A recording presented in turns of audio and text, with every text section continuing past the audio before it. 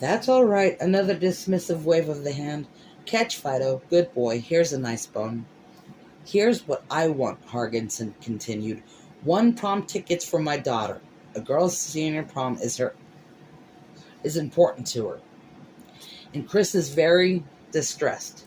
2, no contact renewal of the Desjardins woman. That's for me. I believe that if I cared to take the school department to court, I could walk with both her dismissal and a hefty damage settlement in my pocket, but I don't want to be vindictive. So court is the alternative if I don't agree to your demands? I understand that a school committee hearing would precede that, but only as a formality. So yes, court would be the final result. Nasty for you. Another paperclip. For physical and verbal abuse, is that correct? Essentially.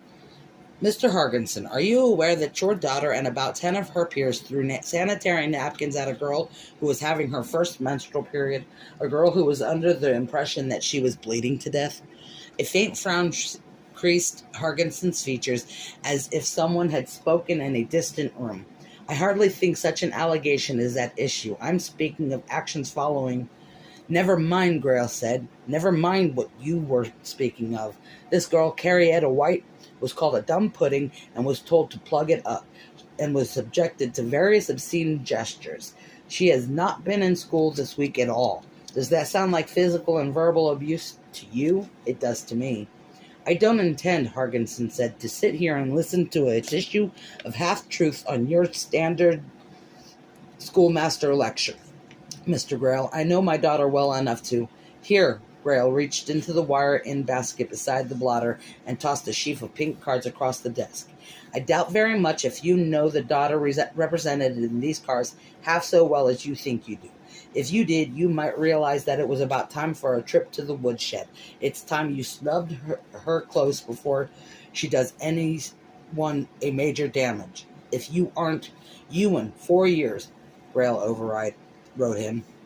Graduation slated June 79, next month.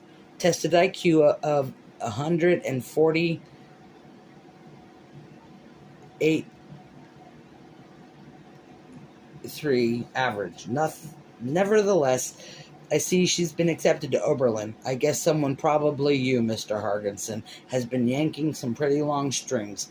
74 assigned detentions. 20 of those have been for harassment of misfit pupils. I might add fifth wheels. I understand that Chris's clique calls them Mortimer Snurds. They find it all quite hilarious. She skipped out on 51